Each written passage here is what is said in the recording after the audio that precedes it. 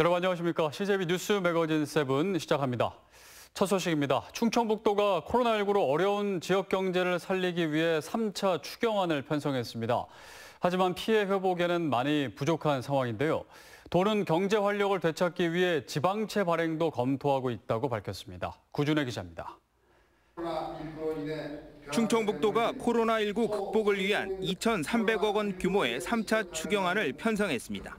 시내버스 운전자 1인당 40만 원 지원 등 8개 분야 특별계층 지원 159억 원, 지역경제 피해 복구 232억 원 등입니다. 그러나 광범위한 분야의 예산을 쪼개다 보니 피해 회복에는 턱없이 부족합니다. 청주 우진교통의 경우 14억 5천만 원의 특별 재정 지원을 추가로 요청한 상태입니다. 전혀 실효성이 없는 대책이라는 겁니다. 그래서 충청북도는 좀 더 과감하고 그리고 결단 있고 시의성 있는 대책을 제시해야 된다고 생각합니다. 충청북도가 코로나19 피해 극복을 위해 지금까지 편성한 3차례 추경 예산은 모두 3,856억 원. 도는 2월 예산과 예비비, 행사 취소 등 불효불급한 예산을 최대한 전환했다고 밝혔습니다. 문제는 더 이상의 추가 재원 마련이 쉽지 않다는 겁니다. 차별 추경을 하고 나서도 또 계속 어려움이 나타나고 그러면 아까 말씀드린 대로 지방채를 내서라도 재정의 역할을 찾아보겠습니다. 도의회도 경제 피해가 단시일 내 끝나기 어렵고 분야별 피해 시기가 다른 만큼 지속적인 재정 지원이 필요할 것으로 보고 있습니다. 이미 계획된 예산에 대폭 수정을 시사했습니다. 불효한 사업들, 이런 사업들에 대한 좀 구조조정을 통해서 그러니까 재정적인 구조조정이 좀 필요하지 않겠나. 이런 측면에서 집행부가 요구한다면 저희 의회에서는 충분히 거기에 대해서 같이 논의하고 상의할 수 있다. 충청북도가 빠듯해진 살림살이에 적극적인 재정 지원 의지를 밝힌 만큼 충격을 최소화할 수 있는 지혜가 필요해 보입니다. CJB 뉴스 구준혜입니다. 충청권 광역철도망 사업으로 과연 청주도심을 가로지르는 철도가 놓여질지 관심이 모아지고 있습니다. 아직까지 지자체별로 구상하는 방안은 각기 다르지만 이번 선거에서 모두 여당 국회의원이 당선되면서 사업의 속도를 낼 것으로 기대되고 있습니다. 이태영 기자입니다. 충청권 광역철도망 2단계 사업은 대전과 세종, 청주공항을 연결하는 사업입니다. 충북에서 관심이 모아지는 부분은 이 철도망이 과연 청주 도심을 관통할지 여부입니다. 대전 1호선에서 시작된 노선이 세종청사와 조치원을 거쳐 오송에 이르는 건 사실상 결정된 것과 다름없지만 충북은 오송역 이후 기존 충북선이 아닌 가로수터널과 상당공원을 지나 청주공항으로 이어지는 새로운 노선안의 마련을 적극 요구하고 있습니다.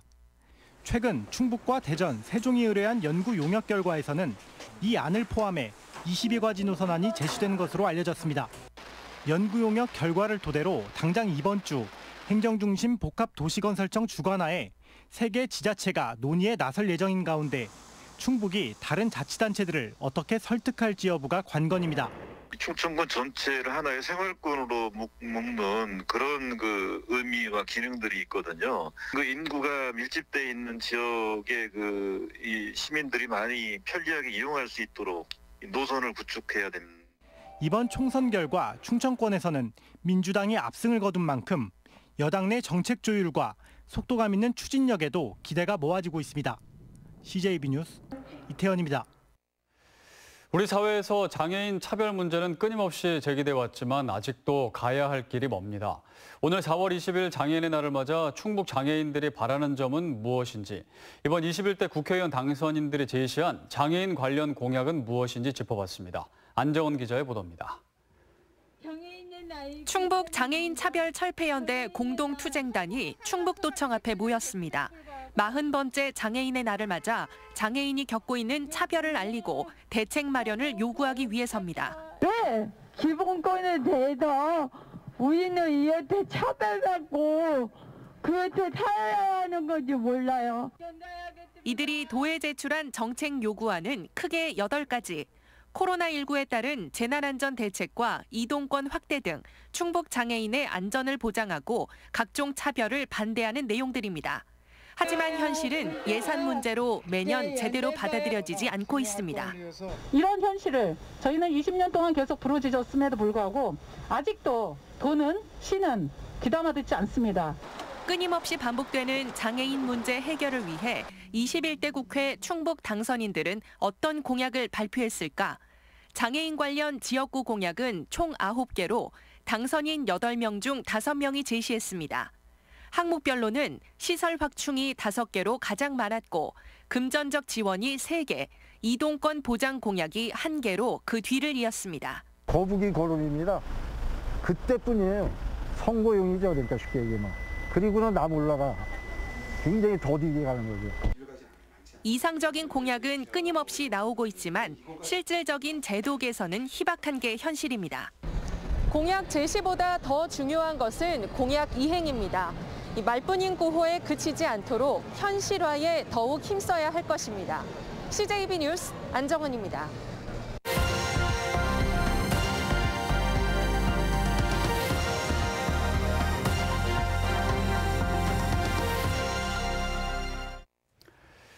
드라이브스루 형태로 차량을 소독해주는 방역 정류장이 울산에서 전국 최초로 운영 중입니다.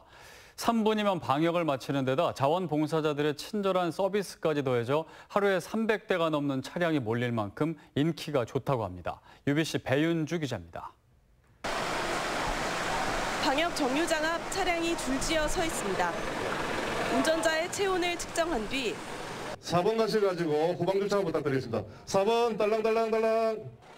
9개의 방역 부스 중 빈 곳에 주차를 하고 잠시 기다리면 자원봉사자들이 소독약을 뿌리고 손이 많이 닿는 곳을 닦아줍니다. 시국이 시국인 아이들 안전을 위해서도 필요하고 지금 모든 학원이 다 쉬고 있는 실정에 개인적으로도 방역을 하지만은 또 울산도 이어서 또 이렇게 해준다니까 그것도 너무 고맙고. 하루 60여 명의 자원봉사자들 덕분에 5분이면 차량 10대를 동시에 방역할 수 있습니다. 개인 비용으로는 못하지만 여기 와서 어떤 방역이라도 하고 가니까 안심이 되고 또 가시면서 저희들 봉사자들한테 감사하다는 표현을 했을 때가 저희가 최고 자부심을 느끼고 보람된. 이렇게 코로나19 방역을 모두 완료한 차량에는 청정 안심 차량 스티커를 붙여줍니다.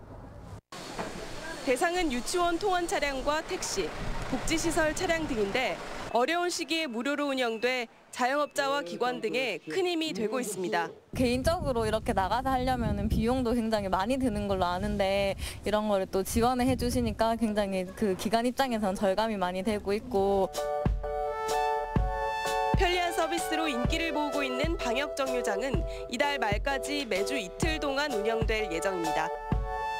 UBC 뉴스 배윤주입니다. 바다의 로또로 불리는 10억 원대 세조개 채취를 놓고 여수시와 어촌계 간의 갈등이 깊어지고 있습니다. 여수시는 어촌계 자격 미달을 이유로 채취 허가를 취소했는데 어촌계는 반발하고 있습니다. KBC 박승현 기자가 취재했습니다. 여수시 묘도 앞 바다입니다. 자연산 세조개 40여 톤, 10억 원어치가 서식하고 있는 걸로 확인됐습니다. 본격적인 세조개철을 맞았지만 어민들은 일손을 놓고 애만 태우고 있습니다. 해마다 문제없이 났던 세조개 채취 허가 승인이 올해는 나지 않았기 때문입니다.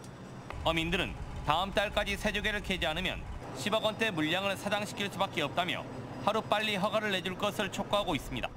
전국에 세조개가 서식하지 않았기 때문에 지금 정말 부푼 꿈을 가지고 있었는데 채취를 못하게 하니까 허가도 받아주지도 않고 지금 허탈한 심정이고. 여수시는 해당 어촌계가 어촌계 필수 구성 인원인 10명을 채우지 못해 자격을 상실했다며 허가를 내줄 수 없다는 입장입니다. 어촌계의 부족한 인원을 채울 수 있는 다른 어촌계와 컨소시엄에 대해서도 충분한 시간을 줬는데도 최종 합의를 해오지 못했다면서 더 이상의 논의는 이제 없다고 못을 박았습니다. 습한 민원이 한 2달이 넘게 업무가 마비될 정도였습니다. 그래서 민원하고 또 어떤 불미스러운 일 여러 가지 일이 겹쳐서 지정을 해제할 수밖에 없는 그런 입장이었습니다. 원칙론을 고수하는 여수시와 어떻게 해서든 채취에 나서려는 어촌계 간 갈등이 갈수록 커지고 있는 가운데 10억 원대 세조개는 사장될 위기에 처했습니다. KBC 박승현입니다. CJB 뉴스 매거진 7 함께하고 계십니다. 내일 충북의 날씨 알아봅니다. 박지영 캐스터 전해주시죠. 네, 퇴근길 충북은 산발적으로 빗방울이 떨어지고 있는데요. 이 비는 오늘 밤이면 모두 그치겠습니다. 내일 출근길에는 따뜻한 옷차림을 하셔야겠습니다. 북서쪽에서 찬 공기가 밀려오며 내일 청주의 아침 기온은 7도, 그 밖의 지역에서도 4도 안팎을 보이며 다시 쌀쌀하겠는데요. 특히 모레 아침에는 바람도 강하게 불며 대부분 지역의 아침 체감 온도가 영하권으로 출발하겠습니다. 당분간은 따뜻한 외투를 다시 꺼내 드셔야겠습니다. 지난 주말 천둥과 번개를 동반한 요란한 소나기가 지났죠. 강수의 영향으로 충북 전역에 내려졌던 건조특보는 모두 해제됐고요. 대기 확산이 원활해지면서 내일도 충북의 미세먼지 농도는 보통 수준이 예상됩니다. 다만 비구름이 물러간 뒤 바람은 더 강해졌는데요. 내일 충북의 순간 최대 풍속은 시속 70km 이상으로 매우 강한 바람이 불겠습니다. 선별 진료소 등 야외 시설물 관리에 각별히 주의하시기 바랍니다. 날씨였습니다.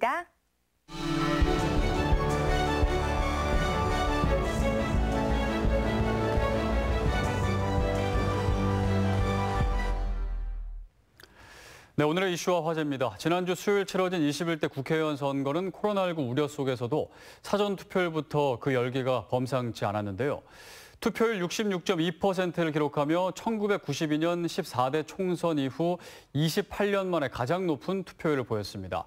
특히 이번에도 충북은 5대3 여야 의석이 여야 전국 의석수 비율인 5대3과 또 정확히 맞아떨어지면서 전국 유권자들 민심의 바로미터임을 재확인했습니다.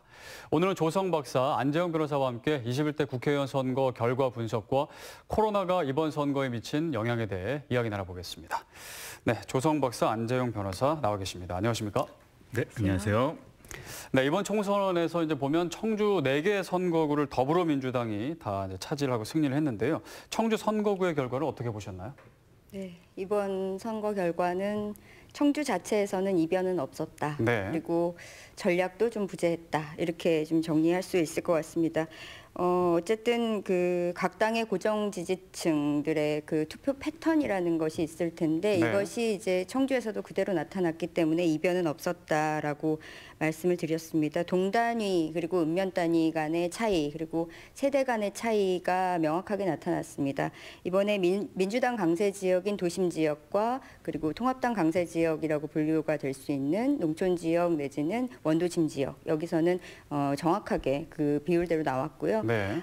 상당의 경우에는 그 용암 명암동, 용담동 명암동, 산성동 그리고 용암 1, 2동 그리고 금천동 여기가 사실 선거 인수가 가장 많죠. 이 지역에서만 사실 승리했고 나머지 지역에서는 다 통합당이 우세했음에도 불구하고 최종적으로는 그 민주당 승리로 돌아갔습니다. 마찬가지 서원에서도 그렇고요. 청원에서도 주요한 그 민주당의 강세 지지층을 갖고 있는 지역을 제외하고는 모두 그 통합당이 우세했음에도 불구하고 최종적으로는 결과가 그렇게 나왔습니다. 근데 약간 다른 지역이 이제 흥덕 선거구라고 보입니다. 네. 복대 이동을 제외하고는 전 지역에서 모두 도종환 의원이 지금 승리를 한 걸로 나왔는데요. 사실 그 청주 4개 선거구 가운데서도 흥덕 지역이 이제 유권자들이 가장 젊은 지역이죠. 그래서 항상 민주당이 우세한 지역이다라고 이렇게 분류가 되기는 하는데 이번 경우에는 그 흥덕 선거 공천과 관련해서 이제 잡음이 여러 가지 많지 않았습니까? 그래서 상당부의 그 정치 신인이라고 볼 수 있는 윤갑근 후보가 단수 추천이 된 이후에 그 이분이 사실 그 내부에서는 뭐 우병우 라인이다 이렇게 알려져 있기도 하고 황교안 대표와도 아주 가까운 사이인 걸로 이미 알려져 있지 않습니까? 네. 또한 그 처음 입당할 때부터 여기 상당을 공략을 하겠다라고 선언을 했음에도 불구하고 또한 그 통합당 내부에서 중진 의원들에게 대한 주문이 또 있었죠. 그 수도권 험지라든지 아니면 불출마를 종용하기도 했는데 그런 측면에서 봤을 때 이런 그 정호택 의원이 이런 공천 관계에 관한 내용들에 대해서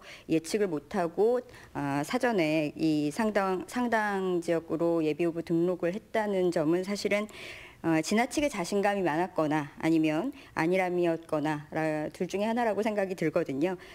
정우택 의원이 오히려 이제 험지 출마를 위해서 전략 공천한다는 그런 모양새를 갖추고자 했지만 사실은 청주 선거를 가볍게 보거나 아니면 중앙당에 영향력이 없거나 이런 인상을 좀 강하게 주는 바람에 네. 당초부터 교통 정리를 하고 나왔다면은 사실은 청주 지역의 영향력이 큰 인물이다 이런 형태로 선거를 치렀다고 한다면은 사실 상당이나 서원구 정도의 선거에서는 좀 판세를 되돌릴 수도 있지 않았을까 하는 예상을 해볼 수 있을 것 같습니다. 네. 이번에 이제 우려하는 게 또 청주 지역과 청주 외 지역이 표가 조금 이제 분산되는 그런 걸 또 우려하는 또 시선도 있더라고요. 네. 청주 외 지역에서는 중부 3군을 제외하고는 제천, 단양, 충주 네. 그리고 또 동남 4군에서는 미래통합당이 승리했는데 이 결과는 또 어떻게 보십니까? 네, 맞습니다. 말씀해 주신 대로 청주의 지역 4개 중에서는 이제 1개 구역을 제외하고는 모두 보수 진영의 후보가 당선이 됐죠. 네. 그리고 비단 이번 총선뿐이 아니라 역대 선거에서도 이제 청주의 지역은 대체적으로 보수 진영이 좀 득세했던 것이 사실이에요. 네. 그래서 이제 그런 역대 결과와 이번 총선 결과를 두고 청주와 청주의 지역이 보역 구도로 극명하게 갈리는 거 아니냐 이런 분석들이 또 나오고 있는데요.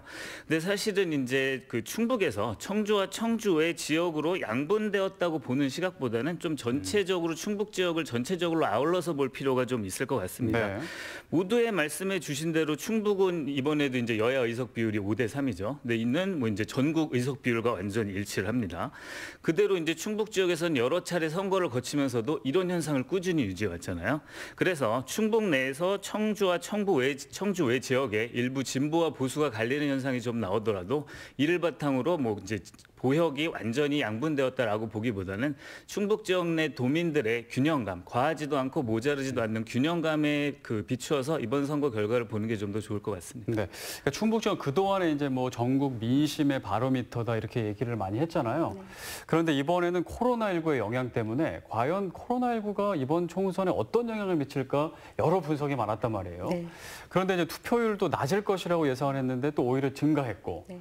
총선에 이번 코로나가 어떤 영향을 미쳤다라고 분석하시나요? 우선은 투표율이고요. 두 번째가 이제 선거운동 방식의 변화 이렇게 네. 좀 정리할 수 있을 것 같습니다. 선거 초반에는 아무래도 감염 우려 때문에 투표율이 낮게 나오는 것 아닌가라는 예측이 지배적이었거든요. 그런데 점차 이제 총선 가까워 올수록 방역에 어느 정도 안정감을 찾았고요. 네. 그로 인해서 이 감염에 대한 우려 때문에 투표장에 가지 않겠다 하는 유권자의 비율이 상당히 많이 줄었습니다. 그래서 또한 그 여파로 사전 투표가 또 오히려 이제 분산시키는 효과도 가져왔고요. 각 정당 자체에서는 적극적인 지지층들을 결집시키는 네. 그런 내용들을 보이면서 투표율은 크게 올랐습니다. 그리고 선거 운동 방식 관련해서는 물론 선거 막판이 돼서는 과거에 이런 대면 방식, 집중 유세 방식 이런 것들을 그대로 쓰기는 했지만 아무래도 온라인을 활용한 방식들이 많이 활발해졌습니다. 네. 차튜브라고 하는 것들도 해서 유튜브 방송들을 많이 활용하기도 했고요. SNS나 이런 것들을 통해서 정책을 홍보하는 방식 많이 활용했습니다. 또한 조용히 민심을 찾겠다라고 해서 나홀로 골목을 찾아다니는 이런 유세 방식들도 선보였는데 기존에 조금 요란하다 싶을 정도의 노래하고 춤추고 하는 이런 방식의 선거 유세를 좀 사람들이 경계하거나 아니면 별로 달가워하지 않은 분들의 경우에는 이번 이런 조용한 선거가 오히려 좀 신선하다 이런 평가를 받기는 했습니다. 그런데 네. 인지도가 좋은 후보들이 아무래도 이런 두 가지 측면 다 유리하죠. 그래서 향후에 어떻게 보면 인지도 높은 방송이라든지 각종의 유튜브나 이런 매체들을 통해서 기존에 이제 본인들 진영에 맞는 스타성 있는 후보들을 발굴을 해서 지역으로 보낸다든가 하는 그런 형태의 이제 지역 선거가 활발해지는 것 아니겠느냐라는 예측도 조심스럽게 해볼 수 있을 것 같습니다. 과거에는 어땠나요? 코로나19 같은 좀 국가적 재난이 있을 때도 그런 선거가 있을 때가 있었잖아요. 네. 그런 국가적 재난이 선거에는 어떤 영향을 미쳤었나요? 보통 재난과 선거의 관계하면 모든 위기 상황들이 다 양날을 가지고 있기 때문에 유리한 측면, 불리한 측면이 다 있을 수 있습니다. 그런데 보통은 이제 재난 상황이 됐을 때 그 위험이 발생한 원인에 대한 인식이라든가 대응이라든가 이런 것들을 국민들이 어떻게 바라보느냐에 따라서 이 책임 소재를 여당에 돌릴 수도 있고, 반면에 또한 정부 부문의 대처 방식이라든가 이런 것들이 노출이 많이 되지 않습니까? 네. 그러다 보면 자연스럽게 대응을 잘했을 때, 적극적인 대응이 이루어졌을 때는 또 긍정적인 영향을 미치기도 합니다. 그런 측면에서 봤을 때 그 총선은 아니지만 우리나라의 경우에 가까운 예로는 2014년에 세월호 참사가 있었을 때 네. 바로 뒤이어서 6.4 지방선거가 있었지 않습니까? 그때 이제 나름대로 분배가 되기는 했지만 비교적 진보 진영에 좀 더 유리한 결과를 가져왔다. 대응 관계에서 정부 부문에 대한 비판 여론이 좀 더 우세했다. 이런 측면 때문에 사실은 특히나 이제 교육감 선거나 이런 측면에서 보자면 전국적으로 압승을 거두는 그런 예들이 있었고요. 네. 우리나라뿐만이 아니라 외국의 경우에도 이런 대형 자연재해라든가 이런 참사를 겪고 나면 심판론과 유사한 형태들이 나타나기는 합니다. 네. 그러니까 재난과 위기 상황이 됐을 때 정부가 어떻게 대응하냐에 따라 국민들이 그렇게 선택이 갈린다라는 얘기이신데요. 이번 선거 결과 전체 이제 의석의 5분의 3, 그러니까 180석의 슈퍼 여당이 탄생을 했습니다.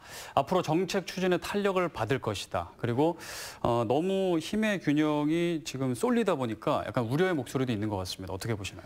네, 말씀해 주신 대로 이제 180석을 차지한 여당이 있는 이상 전국의 주도권이 여당에게 가리라는 것은 너무나도 자명한 일일 것입니다. 근데 이제 그 의미를 좀 한번 살펴볼 필요가 있을 것 같아요. 지금 이제 300석 중에 이제 180석인데 180석이 법적으로 가지는 의미에 대해서 좀 몇 가지 말씀드려 볼 수 있을 것 같습니다. 일단 법적으로만 따져보면 거의 모든 걸 할 수 있어요. 거의 모든 걸 할 수 있고 지금 180석을 가진 당이 못하는 거는 크게 일반적으로 봤을 때 세 가지 정도입니다. 국회의원을 제명하는 처분, 그리고 대통령을 탄핵하는 처분, 그리고 헌법을 개정하는 거. 이 세 개 외에는 뭐든지 다 할 수 있거든요. 네. 그래서 사실 엄청난 힘인 거죠. 실제로 우리나라가 이제 1987년에 실질적으로 민주화가 된 이후에는 저희가 처음 겪는 사회 상황입니다. 근데 이제 일반적으로 아시다시피 과반수만 넘으면 국회에서는 자신의 뜻을 관철할 수가 있어요. 이건 상식적으로 모든 국민분들이 알고 계실 겁니다. 네. 그러면 과반수를 넘어서 180석까지 가는 게 과연 무슨 의미가 있느냐. 여기에 대해서 좀 말씀을 드려보면 일단 크게 두 가지 의미가 있을 수 있어요. 그러니까 과반수가 넘었다고 하더라도 특정 법률을 이제 성공시키기 위해서까지는 시간이 굉장히 많이 걸립니다. 네. 그래서 소수당이 결과적으로 자신의 뜻을 관철할 수 없을 경우에는 시간을 굉장히 끌면서 상대의 거대당이 자신의 뜻을 관철할 수 없도록 굉장히 방해하는 경우가 많거든요. 실제로 19대 국회를 보면 한 개 법안이 통과하기 위해서는 거의 517일 정도가 걸렸다는 통계도 있어요. 근데 이제 여러분들이 들어보셨겠지만 패스트트랙이라는 제도가 도입이 됐습니다. 네. 패스트트랙은 상대방이 시간을 끌더라도 거기에 따라서 따라가지 않고 일방적으로 처리할 수 있는 권한을 의미하는데, 간단히 말하면 180석이 되면 패스트트랙을 일방적으로 지정해서 상대방이 시간 끌게 당하지 않을 수가 있습니다. 네. 그래서 일단 그 부분이 굉장히 크고, 또 하나는 이제 이 역시도 여러분들이 알고 계시겠지만 필리버스터라는 제도가 있습니다. 필리버스터는 이제 무제한 토론이라고 하는데 합법적 의사 방해예요. 그러니까 여러분들 되게 이제 코믹스러운 상황이 나오는 거 보셨겠지만 국회의원분들이 토론하러 나와서 그 입법에 대한 토론을 하다가 불경을 읽으시는 분도 있고 네. 자신이 좋아하는 책을 읽으시는 경우도 있고, 이런 식으로 의사 진행을 방해하면 결국 회기가 마감돼서 우리가 다수당이지만 우리가 원하는 법안을 통과 못 시키는 경우가 있거든요. 네. 그래서 이제 이런 것 때문에 필리버스터가 굉장히 문제가 되는데, 이 필리버스터를 합법적으로 180석이 되면 필리버스터를 금지할 수가 있습니다. 네. 이런 면에서 또 필리버스터를 금지할 수 있다는 면에서 180석이 되면 일단 상대방의 눈치를 보지 않고 자신들의 뜻을 관철할 수 있다는 점에서 큰 의미가 있을 것 같습니다. 네. 거의 다 할 수 있군요. 맞습니다. 네, 막강한 힘을 또 잘 활용하는 것이 또 중요할 것 같습니다. 네, 여기까지 듣겠습니다. 조성 박사, 또 안재영 변호사였습니다. 감사합니다. 감사합니다. 네, 이상으로 CJB 뉴스 매거진 7 1부를 마치고 잠시 후 2부로 이어집니다.